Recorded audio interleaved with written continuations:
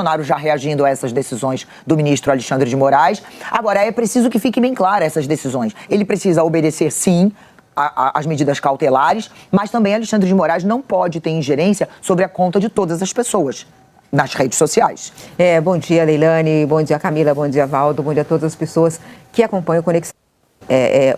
Ninguém tem condição de controlar todas as redes sociais de terceiros, né? Mas eu acho que a intenção do ministro talvez fique mais clara na conversa com o advogado hoje, é que ele não pode também fazer o que fez ontem. Ele provocou... Ele, Bolsonaro. Ele, Bolsonaro. Porque quando você manda assim, você não pode sair nem nem nas contas de terceiros, é absurdo porque ninguém tem como controlar a conta de terceiros, né? Ninguém tem. Mas acontece que o que ele fez ontem... Meus amigos, hoje o Brasil amanheceu de uma forma muito triste e merece a atenção de cada um de nós. O Brasil hoje está vivendo uma verdadeira ditadura velada. Quer dizer, antes velada, agora muito clara para todo mundo ver. O presidente Bolsonaro, como vocês sabem, está sendo investigado, é réu de alguns inquéritos, mas ele não está preso. O presidente Bolsonaro está sendo calado neste momento. Ele não pode se expressar, ele não pode mostrar sua indignação, a sua discordância e nem muito menos se defender. Hoje, a Constituição brasileira dá toda liberdade para quem for acusado de alguma coisa ou está sofrendo algum tipo de processo, da pessoa se defender, mostrar a sua versão, tentar se defender, mas o presidente Bolsonaro hoje está sendo calado e não pode nem se defender. Isso é muito grave o que está acontecendo, e aí a mídia nojenta da Globo tenta ir passar pano. É impressionante como a Miriam Leitão tenta colocar de cá, colocar de lá, mas o que fica muito claro é a perseguição, é a ditadura, é a mordaça que está fazendo com o presidente Jair Bolsonaro. Hoje o presidente Jair Bolsonaro já está preso.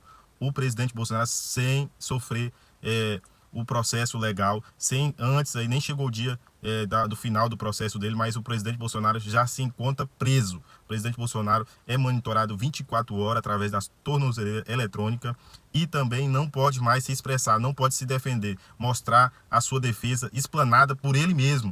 O presidente Bolsonaro não pode mais fazer isso. Então é muito importante eu e você estarmos atentos. Se você está assistindo esse vídeo, já deixa aqui o seu like. Vamos continuar acompanhando essa mídia nojenta da Globo, tentando defender a perseguição do ministro Alexandre de Moraes contra o presidente Jair Bolsonaro. O ex-presidente Bolsonaro é para aumentar a visibilidade dele. Ele provocou. Então essa é claramente uma forma de ele fugir da restrição de aparecer em redes. Quando ele vai para o Congresso, faz um escândalo, mostra a tornozeleira, faz um discurso, ele está provocando essa visibilidade, né? Ele está provocando que seja feito muitas postagens sobre ele. Então, ele é um réu. Ele está sob pressão da justiça. Vigilância mesmo, né? Vigilância da justiça. Então, ele não pode provocar. Então, eu acho que talvez fique mais claro nessa conversa com os advogados, que ele pediu explicação.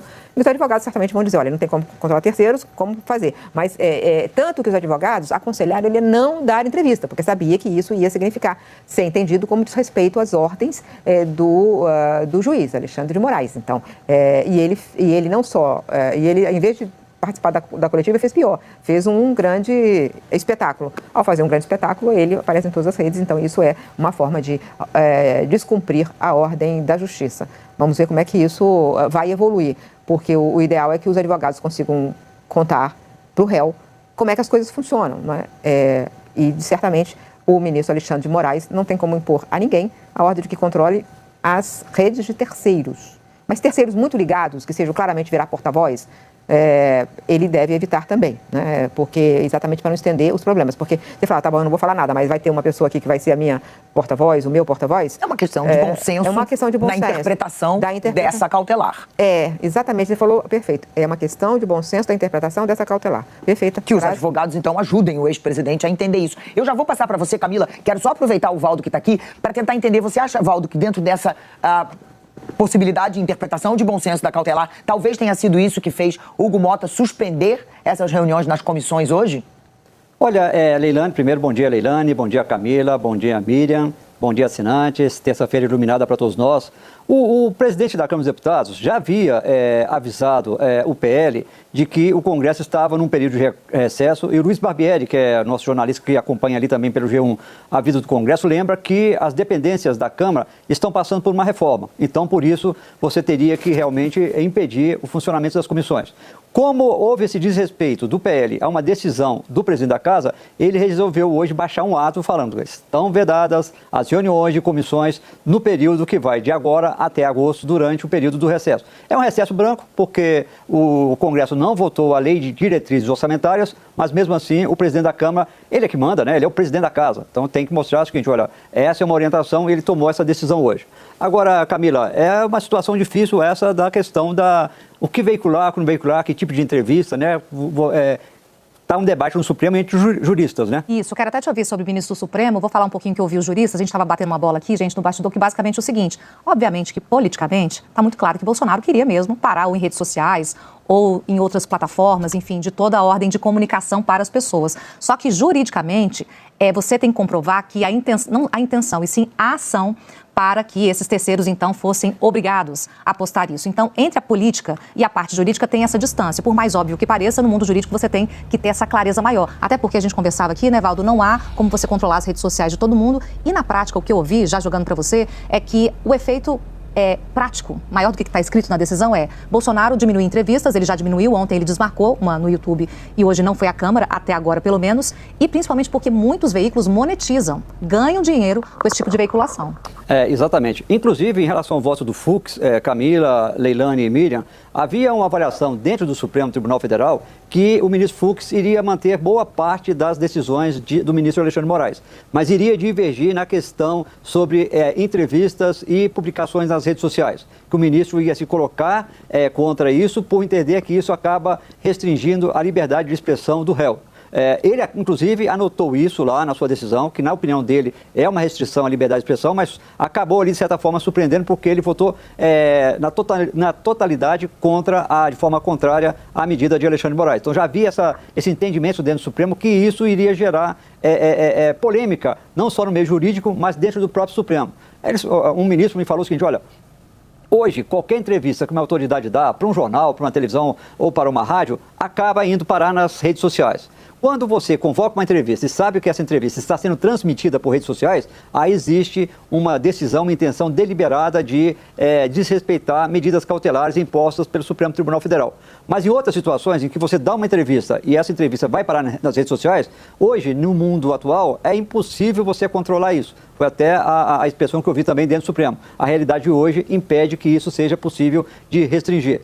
O líder do PL na Câmara, Sóstenes Cavalcante, inclusive está citando que Lula, presidente Lula, quando estava preso, ele deu 22 entrevistas na prisão. É claro que a situação de Lula era um pouco diferente, ele já estava condenado. No caso de Bolsonaro, foram impostas a ele medidas cautelares, que podem ser revogadas caso depois que ele tiver a sentença, inocentado ou condenado, né? Então tem essa polêmica ali dentro do Supremo.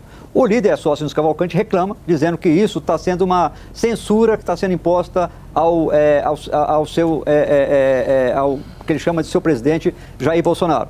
Como disse a Leilani, Camila, a expectativa é que hoje, nessa conversa de Alexandre de Moraes com os advogados de Jair Bolsonaro, seja feita uma modulação da decisão dele para que fique mais claro o alcance desta sua decisão. Pois é, porque está muito claro o seguinte, Bolsonaro foi ali testar a margem de erro, digamos assim, até onde ele pode ir, porque assim, de forma objetiva, a gente sabe que ele não pode postar e que não poderia ir em terceiros, mas de forma prática, tem esse vazio ali, esse caminho que é muito cinzento, obviamente. Meus amigos, inacreditável o que está acontecendo no nosso Brasil e chegou a hora. É hora da cobrança. Infelizmente, os nossos deputados, os nossos senadores só funcionam quando o povo vai à rua, quando o povo pressiona. E essa Rede Globo aí, eles com certeza vão fazer de tudo para estar continuando criando essa narrativa, protegendo o governo federal, protegendo o ministro Alexandre de Moraes, mesmo que ele censure, mesmo que ele persegue. Essa mídia ela não está preocupada com a democracia brasileira. Eles estão preocupados com todo o benefício que eles têm diante dos governos de esquerda, os governos Lula e agora a proteção do STF. É muito importante estarmos sabendo disso, saber que o momento é agora. Se não tivermos essa reação, essa imposição neste momento como povo brasileiro, como nação brasileira, como povo trabalhador e povo de direita, a gente não vai conseguir mais ter o nosso país com as liberdades que ele precisa ter, com a Constituição sendo válida para todos, sem essa perseguição, sem esse STF que se tornou um partido político que está está defendendo os governos de esquerda, está perseguindo os opositores dos governos de esquerda. Então chegou a hora da gente tirar o Alexandre de Moraes do poder. Agora em 2025 é o Alexandre de Moraes e em 2026 o Lula. Tamo junto. Se você está assistindo esse vídeo até agora, não é inscrito no canal, já se inscreva no canal, sua inscrição é muito importante e deixa aqui o seu like para esse vídeo chegar a mais e mais patriotas, beleza? Tamo junto e até o próximo vídeo.